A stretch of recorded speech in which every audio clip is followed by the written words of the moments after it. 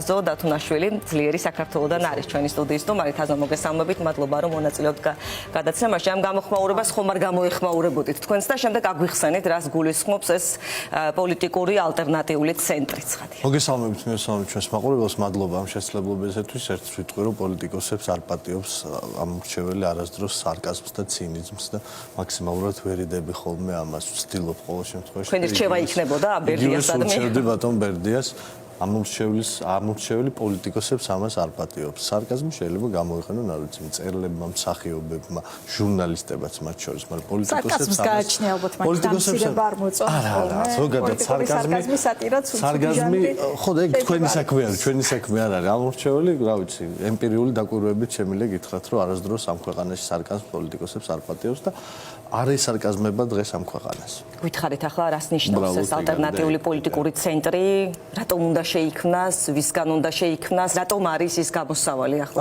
იმას ნიშნავს, რასაც ნიშნავდა პირველივე დღიდან, როდესაც ამაზე ვსაუბრობთ. შეხედეთ, ჩვენ პოლიტიკოსების საქმე მარტო ის კი არ არის, რომ ეხლა იმ აქციაზე ვიდგეთ, რომელიც 100 დღეა გრძელდება და რომელიც ცალსახად შევა ისტორიაში, როგორ შევა არ ვიცი ზუსტად, მაგრამ ცალსახად შევა ისტორიაში, რომელიც ერთ-ერთი მნიშვნელოვანი ეტაპი ამ ქვეყანაში თავისუფლებისთვის ბრძოლის. და ჩემი აზრით საამაყო ამბავია და ამიტომ მინდა რომ ცოტა ბევრ პოზიტივზე ვილაპარაკო ვიდრე სარკასტული კომენტარები გავარჩიო.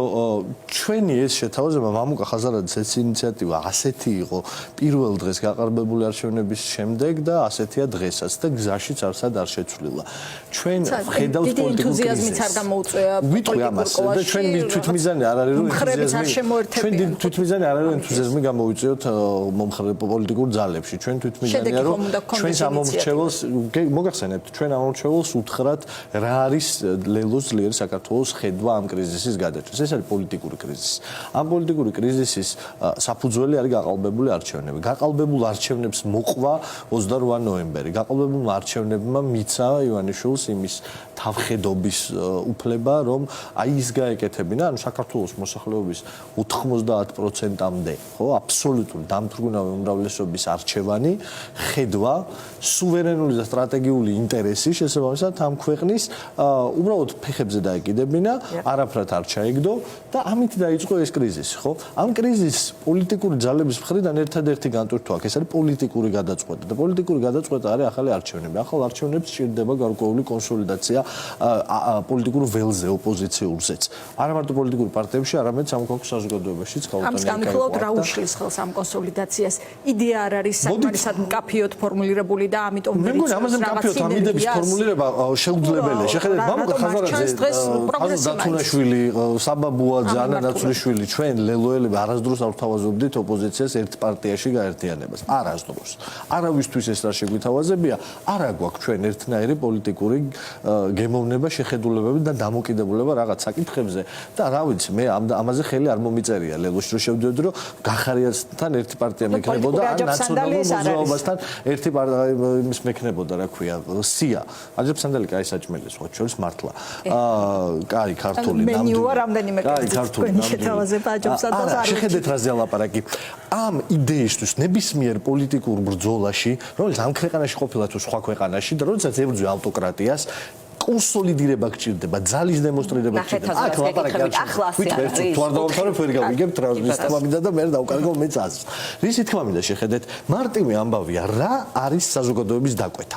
საზოგადოების დაკვეთა არის ახალი არჩევნები. რა არის მეორე ყველაზე დიდი, აი ეროვნულ ინტერესს ვახსენებთ, ხშირად დღეს იმან რა ქვია, სამშობლოს ერთ-ერთმა ნომერ პირველმა მოღალატე კობახიძემ ახსენა კიდე ეროვნული ინტერესები რამოდენიმეჯერ. ეროვნული ინტერესი რა არის? საზოგადოების უმრავლესობის მოთხოვნა რაც არის და მოთხოვნილება ისტორიული, პოლიტიკური, შინაარსი ყველანაირად. ეს არის ევროკავშირი, ერთის მხრივ და მეორეს მხრივ გამდიდრება. ხო, რა უნდა საქართველოს? ორი მიზანი აქვს. კეთილდღეობა, რომ ეს ქვეყანა გამდიდრდეს და ევროკავშირის წევრი გახდეს. ეს არის დაკვეთა 30 წელია და არ შეცვლილა. ეხა ამ მიზნის გზაზე გვეღობება არჩევნები. რაღაცები არის, რაც გვაერთიანებს. ძალიან ცოტა რამ არის პირდაპირ ვიტყვი, რაც შეიძლება ლელოს გახარიას ნაციონალურ მოძრაობას, მის შემდგომ ნაციონალურ მოძრაობის დაშლის შემდგომ განვითარებულ პოლიტიკურ ძალებს ერთმანეთს ერთმანეთთან აკავშირებდნენ. ესეთი ეკლექტური პოლიტიკური ველი გვაქვს. ცოტა რამ არის, რაც ერთმანეთთან გვაკავშირებს და საერთო გვაქვს და ამაზე შეიძლება ერთად ბრძოლა. ეს არის დღეს ახალი არჩევნები. ამისთვის ერთად თუ არ ვიბრძოლეთ, ცალ-ცალკე ვერაფერს ვერ მივიღებთ. მარტივია მოცემულობა. ამიტომ ის რაც გლაერთიანებს, ის რაც ყველა საერთო ინტერესი არის. ამ იდეის გარშემო შევიკრიბოთ, ამ იდეის გარშემო დავჯგუფდეთ, სტრატეგია დავსახოთ და ამ ბრძოლაში შევიდეთ. ახალი არჩევნები. როგორ არ მოაქვს ამას ახალი არჩევნები? როგორ მოაქვს ქართული ოცნების გარეშე როდესაც ებრძვი, აი შეხედეთ, ჩვენ ვითხოვთ ავტოკრატიული რეჟიმისგან ახალ არჩევნებს. ჩვენ ხო გვესმის, რომ ივანიშვილს არ დაესიზმრება ახალი არჩევნები. ჩვენ უნდა მივიღოთ ეს ახალი არჩევნები. ანუ რა უნდა ქნას ოპოზიციამ, ზოგადად საპროტესტო საზოგადოებამ, რომელიც რუსთავაზე დგას, ყოველ საღამოს იქ მიდის, ყოველ რაღაცა კიდევ ზედმეტ რაღაცა სულაზე ქართული ოცნების მხრიდან უფრო მეტი ხალხი მიდის, რაღაც დღეებში ნაკლებია, მაგრამ ეს პროცესი არ ჩერდება. მარტო ეს ხო არ არის. ეხა პოლიტიკური ამბავიც ხო უნდა შეეშველოს ამას. საერთაშორისო ასპარეზზე ვიბრძვით. ჩვენ თანამოქალაქეებს ველაპარაკებთ და მომხრეებს ვიმხრობთ და ამითი შესაბამისად საპროტესტო ელექტორატსაც ვზდით. ყველაფერს ვაკეთებთ, მაგრამ რაღაც მომენტში როცა ერთის მხრივ კონსოლიდირებული ავტოკრატია, რომლის უკანას დგას პუტინი, ივანიშვილის უკან დგას პუტინი. ივანიშვილი არის მარიონეტი პუტინის და FSB-ს ხელში. ეს არის კაცი, რომელსაც არავითარი თავისუფლება არ გააჩნია ქმედებებში. ყველაფერთან ანგარიშვალდებულია პუტინთან. და კონსოლიდირებულ ავტოკრატიას რო დაუპირისპირდე პოლიტიკურად, გარკვეულ ძალთა შეთამაშება და ერთად დგომა საჭირო არის. მე არა მაქვს საერთო პოლიტიკური გემოვნება კიდევ ერთხელ ვიბიზნიარებ, ბატონ ბერდია იქნება, გიორგი გახარი იქნება, საერთოდ არაფერი. მე პოლიტიკაში 20 ივნისის ამბების მერე გადავწყვიტე წამოსვლა ძალიან წყნარი ბიზნეს სექტორიდან. მაშინ გადავწყვიტე. ანუ გახარია ჩემთვის ვერც ერთ ვარიანტში დიდი პარტნიორი და ძმაკაცი პოლიტიკური ვერ იქნება. როგორც ნაციონალური მოძრაობა ვერ იქნება, იმიტომ რომ ნაციონალური მოძრაობა ბევრი რაღაცით ჩემ გემოვნებაში არ ჟდება და ლელოელების გემოვნებაში და ჩვენი ამორჩეულს. ოღონდ ჩვენ მომჩეველს ეს ესმის. მათ ველაპარაკებით რომ საერთოზე უნდა ვიბრძოლოთ ეს თქვა. თავარ კითხვას რომ დაუბრუნდეთ თქვა კლუბ აი ეს ალტერნატიული პოლიტიკური ცენტრი როგორ აღწევს იმას, რასაც 100 დღეში ვერ მიაღწია პროტესტმა. ხომ ან რას მიაღწია 100 დღეში, რა ტიპის პლატფორმა შექმნა? ამ დრომდე რა გამოწვევები დარჩა, ოპოზიციის ფუნქცია როგორ გესახებათ და ამაზე უფრო კონკრეტულად შეხედეთ, არც მამუკა ხაზარაძეს, არც მე არ მიყვარს პოლიტიკური პროცესის პრიმიტივიზაცია და არც მამუკა ხაზარაძეს არ უთქვამს რაღაცა აი ესეთი პრიმიტიული გადაწყვეტა ამ პოლიტიკური პროცესის, რომ აი ახლა შემდეგი საფეხური და წარმატების რეცეპტი არის ეგ. ეგ არ უთქვამს მამუკა ხაზარაძეს. იქ კითხვა იყო და კითხვაზე პასუხია. კითხვაზე პასუხია, მაგრამ არასაკმარისი პირობა, ხო, როგორც პოლიტიკურმა პარტიებმა რა უნდა გააკეთონ. პოლიტიკური პარტიები ბოდიშვიხტი, მაგრამ რაღაცა სამეურნეო ორგანიზაციები არ არის, რომელმაც ლოჯისტიკა უნდა ალაგოს აქციების. არ არის სამეურნეო საზოგადოება, არ არის, ეს ყველამ უნდა გაიგოს. პროტესტისტის საზოგადოებამ და პოლიტიკურმა პარტიებმა საბოლოოდ შეუძლეს ჩვენ სამეურნეო ცეხები არა ვართ. ანუ ჩვენი საქმე პოლიტიკური პროცესის მართვა და პოლიტიკური პროცესი არის ეს, როცა რაღაცა იდეის გარშემო, რაღაცა მექანიზმებით უნდა მოხდეს ამ იდეისთვის ერთობლივად მუშაობა. და ეს ერთობლივი მუშაობა საკმარისია ეს კითხვა დავსვათ. ხშირად ვსვავ კითხვას, რომ რა ვიცი, ევროპასთან დაგვაახლოვა ბიძინა ივანიშვილმა, ან საქართველოს მოქალაქეების კეთილდღეობა დღეს იმ ნიშნულზეა, რაც მათ უნდათ. აი ეგეთივე კითხვა დავსვათ. ესე ცალ-ცალკე ამ ბრძოლაში ყოფნა უფრო წარმატების მომტანია თუ ძალების კონსოლიდირება ამ იდეის გარშემო. არა რაღაც ერთიანი სიისთვის, ზოგი კოლეგა ხო ამას ამბობს, რაღაც ერთიანი სიებისთვის და მომავალში ყველა მე ხა პირს წყალი თავიგუბოთ და არაფერი ერთმანეთს ცუდი არ თქვა და ეს ერთმანეთს ამას ხო არ თავაზობთ. ჩვენ ვამბობთ, რომ ის ძალები, რომლებმაც არჩევნები წესით და რიგით გაყალბება რომ არ ყოფილიყო, მოიგეს და სათავრობა უნდა დაეკომპლექტებინათ. იმ ადამიანთან ერთად, რომელიც ბოლო ლეგიტიმურად არჩეული პოლიტიკური ლიდერი ამ ქვეყანაში, საომე ზურაბიშვილს გულისხმობ, პოლიტიკური პროცესი უნდა შექმნას, რომ ხელი შეუწყოს ამ რეჟიმის ცოცხლად ლპობას და ჩამოსვლას. სინამდვილეში ხო ეს არის მთავარი. ნახეთ, აი რაც აქამდე არ კეთდება, რას გულისხმობ თამაში რა, ამ ეს 4-ეული თქვენს თქვით ხო? ეს 4 პარტია, ეს 4 კოალიცია ერთ მხარეს ერთიანობას აერთიანებს რაღაც ფაქტორები ხო? მათ შორის ახალი არჩევნები. მოდი ამის გასაგებია, ანუ ეს 4 ხომ ერთად აკეთებს ბევრ რამეს მათ შორის. განცხადებების გავრცელება იქნება, მიმართვა იქნება, მაგალითად პასერსალმი მიმართ. ხო და ამისგან რა იქნება განსხვავებული ახალი ალტერნატიული ცენტრის შექმნის შემთხვევაში. რასაც აქამდე ვერ აკეთებთ ერთად და ახლა თუ ასეთი ცენტრი შეიქმნება, ამას გააკეთებთ. ბევრი რამე, რასაც ვაკეთებთ და ბევრი რამე, რასაც ვერ ვაკეთებთ ერთად. ის რომ საერთაშორისო კომუნიკაციაში ვახერხებთ, რომ ერთი ენით ვილაპარაკოთ, რაც არ ვიცი, ანაბანაა საერთაშორისო პოლიტიკის, რო არ შეიძლება ზოგადად ხელისუფლებების და არა, ერთი ენით ვილაპარაკობთ თქო და ამას ვახერხებთ, ზოგადად ცივილიზებულ სამყაროში ხელისუფლებებიც და ოპოზიციებიც, რომლებიც უკიდურესად დაპირისპირებულნი, ისინი ახერხებენ, რომ საერთაშორისო ასპარეზზე ერთი ენით ვილაპარაკოთ, ჩვენი გუბედურება გვჭირს, რომ ხელისუფლება ალთასაა და რუსეთში მიდის და ჩვენ მაინც ვლაპარაკობთ ერთი ენით. ამას ვახერხებთ, მაგრამ ადგილზე პოლიტიკურ კონსოლიდაციას აი იმ იდეის გარშემო ვერ ვახერხებთ. აქ ბევრი არის გარკვეული განსხვავებები ტაქტიკებში და ქმედებებში. აქ ბევრი არის ჩემი აზრით ენერგიის ფუჭი ხარჯვა ამ პროცესში. ამიტომ ვამბობ, რომ პოლიტიკური პროცესი ცალ-ცალკე ჩემთვის ჯერ წარმოუდგენელი არის. პოლიტიკური პროცესი ცალ-ცალკე, როგორც მამუკამ თქვა და მე მას ამაში ვეთანხმები, არ არის იმ წარმატების მომტანი, რომელიც გვჭირდება იმისთვის, რომ აი ეს რყევა სხვა ფაზაში, ტექტონიკურად სხვა ფაზაში გადავიდეს ამ რეჟიმის. ხვდებით რას ვამბობ და ამიტომ არის მნიშვნელოვანი ეს კონსოლიდაცია. ეს არის შეთავაზება. ეს არის ის პოლიტიკური დღის წესრიგი, რომელსაც ჩვენ საქართველოს მოქალაქეებს ვთავაზობთ. საქართველოს მოქალაქეებს გვინდა ავუხსნათ ლელოში, რას მივიჩნევთ სწორ გადაწყვეტის გზას. ჩვენ ამას ვამბობდით პირველი დღიდან თანმიმდევრულად მივყვებით აქამდეც ამ გზას და არაფერი ჩვენთან არ შეცვლილა ამ თვალსაზრისით. ამიტომ პოლიტიკური ძალები ისე მოიქცევიან სხვებით, მათ მაგივრად მე ვერ ვილაპარაკებ, როგორც მოიქცევიან, მაგრამ ჩვენ ამას ვთავაზობთ. ვიღაცა სხვა რამე შემოგთავაზოს. შეხედეთ, სხვა ფორმულა შემოგთავაზოს და მისჯეროთ. ოპოზიციური პოლიტიკური კლასის უფრო მკაფიოდ ისმის საგარეო არენაზე და აქ ახერხებთ მეტნაკლებად ძირითადად კონსოლიდაციას. მინდა გკითხოთ ოცნების ამ ტაქტიკაზე. ჩვენ ვხედავთ ტრამპის ადმინისტრაციიდან რაღაც ტიპის გარკვეულ განცხადებას. მეორე დღეს გამოდის ოცნება და ამბობს, აი ხომ ვამბობდით, აი ხომ გეუბნებოდით. რაზე?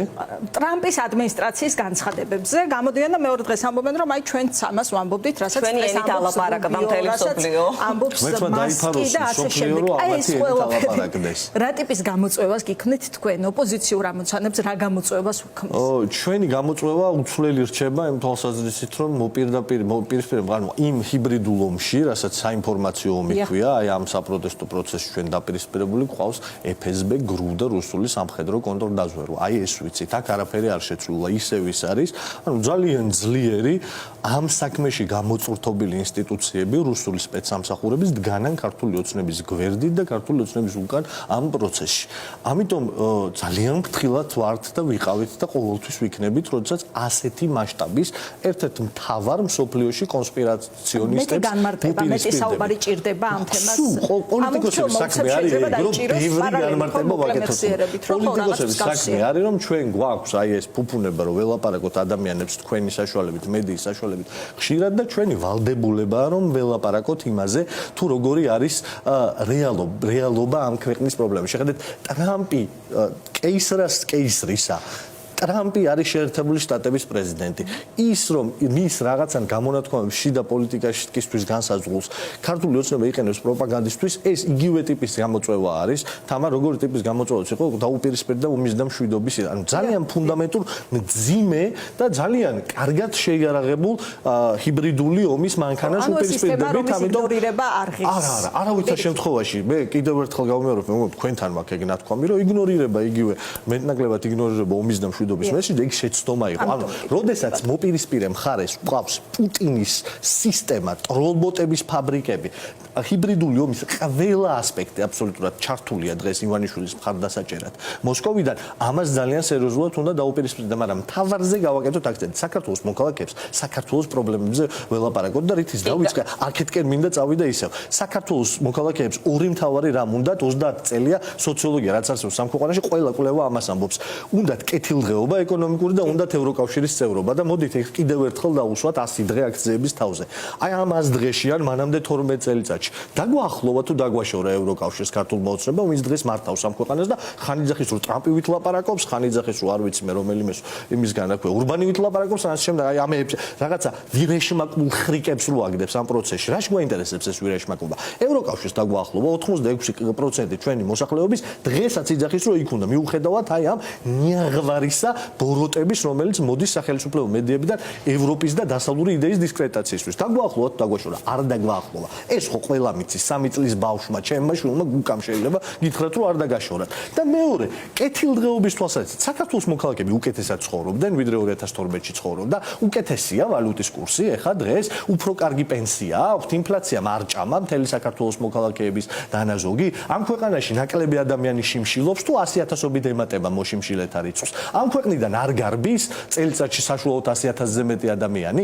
ეს არის ეკონომიკური რეალობა. ჩვენ ვცხოვრობთ ოლიგარქიულ სისტემაში. და დაზოჩი ჩაკითხვა პროპაგანდისტვის იყენებს ამას, όταν ტრამპის ადმინისტრაციის რიტორიკასთან თანხვედრა ეს სიცრუეა თუ რეალობა? რა თქმა უნდა სიცრუე არის ტრამპის ადმინისტრაციასთან, ანუ კლასიკურ ლიბერალურ, ნეოკონსერვატიულ ამერიკული ტიპის პოლიტიკურ დისკურსთან, რომელსაც წარმოადგენს ტრამპი, აი რაღაცა ერთის მხრივ დიდი კაპიტალი შეერთებული შტატების და მეორეს მხრივ აი ესეთი რუც ამერიკის ხმა, ხო, აი ყველაზე ესეთი მშრომელი ამერიკის ხმა, რომელსაც აი ეს თიფართის მოძრაობიდან დაწყებული აი დღევანდელი ეს მაგარისგანაც შედგება და რაც მისი დნმ-ი არის. ეს პოლიტიკური იდენტობა, ანუ კლასიკური ლიბერალი და საქართველოში ილია ჭავჭავაძე რაც იყო და რაუჩ ლელოში რასაც თulit საკუთარ თავს ხო ცენტრისტული მემარჯვენე კლასიკური იდეა ნამდვილი კონსერვატიზმი რაც არის ეს არავითარ კავშირში არ არის პრორუსულ სოციალისტურ რაღაცა ოლიგარქიულ სისტემაში ჩაძირულ და კორუფციულ და პოსტსაბჭოთა წარმონაქმნთან რასაც ივანიშვილის ეს პარტია წარმოადგენს არავითარ კავშირი არ აქვს ჯერ რაუჩ სოციალისტური ინტერნაციონალი დატოვონ ქართულმა ოცნებამ რომლის წევრიცაა სოციალისტური ინტერნაციონალი დატოვონ და მე ილაპარაკონ ტრამპთან რამეს სიახლოვეს. მითხარით თვითმმართველობის არჩევნები გააქვთ მკაფიო პოზიცია და გადაწყვეტილება. საერთოდ უაზრო მგონია და აბსოლუტურად არარელევანტური ამ თემაზე ახლა ლაპარაკი, ესეც არის კლასიკური ჰიბრიდული ომის მანქანის შემოქმედება. ახლა გადაწყვეტილების გამოცხადება თუ გადაწყვეტილების მიღება. სახელმწიფო მედიამ რუსული პროპაგანდის მანქანამ აი არის მაშინ გეკითხებით, თვითმმართველობის არჩევნებში მონაწილეობის მიღება და გადაწყვეტილება უნდა გააცხადოთ ახლა თუ არა? იმაზე პასუხი ამ თემასთან დაკავშირებით. რატომ ძალიან ახლოს არის? იმიტომ რომ საქართველოში დღეს ჩვენ ვიბრძვით ახალი საპარლამენტო არჩევნები. თუ არ ინიშნება ახალი არჩევნები? არავის არ აინტერესებს ის რა ქვია თვითმმართველობის არჩევნები როგორი იქნება ამ ქვეყანაში აი ამ კლეპტოკრატიების ხელში ჩატარებული. საქართველოში ახლა გვაქვს მისაღები ახალი არჩევნები და ამისთვის უნდა თვითმმართველობის არჩევნებზე თუ არ ინიშნება ახალი არჩევნები? ვიმსჯელობთ ამ საკითხზე და არარელევანტურად მიგვაჩნია ეს ამბავი. ჩვენ ვიბრძვით ახალი საპარლამენტო არჩევნებისთვის. ჩვენ ვიბრძვით იმ ცვლილებებისთვის, რომელიც ამ ქვეყანას ევროკავშირში მიიღო. როდესაც ბოლო 60 დღის ათვლა დაიწყება. ჩვენ ვიბრძვით მანამ სანამ ახალ არჩევნებს არ ჩავნიშნავთ. მართლა არ მიმაჩნია რომ ამ თემასთან რაიმე შემხებლობა უნდა გქონდეს. მადლობა. დიდი მადლობა.